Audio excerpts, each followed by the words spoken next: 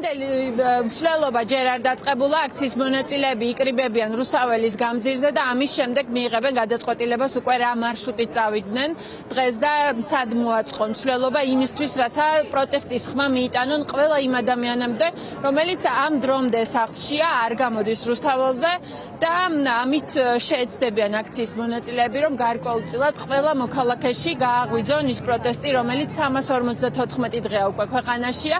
აღსანიშნავია, რომ 28 ნოემბერი ახლოვდება უკვე, ეს არის 1 წლის თავი მასშტაბური პროტესტების დაწყებიდან და შესაბამისად ემზადებიან უკვე ადამიანები ამ კონკრეტული დღისთვის, თუმცა მანამდეც არის, რა თქმა უნდა, დაგეგმილი სხვადასხვა აქტივობა და ასევე ყოველ საღამოს ტრადიციულად ისინი შეიკრიბებიან რუსთაველის გამზირზე. ეხლა თქვენ ალბათ კადრშიც ხედავთ, რომ რამდენი ადამიანია ამ დროისთვის რუსთაველის გამზირზე, პოლიცია ისევ მობილიზებულია ადგილზე და ისინი არ აძლევენ საშუალებას, აგერ უკვე მერამდენე დღეა, ორ კვირაზე მეტია მოქალაქეებს, რომ გადავიდნენ გზის სავალ ნაწილზე, გადაკეტონ საავტომობილო მოძრაობა და ამით გამოხატონ საკუთარი პროტესტი. შესაბამისად, ყოველდღიურად მოქალაქეები ეძებენ სხვადასხვა ფორმას იმისთვის, რომ გამოხატონ ეს საკუთარი პროტესტი და ხელისუფლებას გააგებინონ საკუთარი პროტესტის ხმა.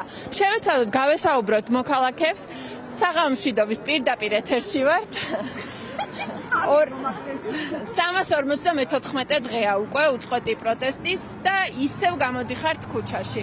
რა არის მთავარი ამისთვის, რა გაძლევთ ამის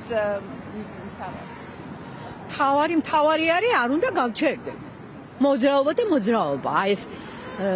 ეს არის დუღილის მომენტი კი არა და ხო რა, დუღს და აი მე რაღაცა გადმოდინდება და არავინ არ იცის როდის.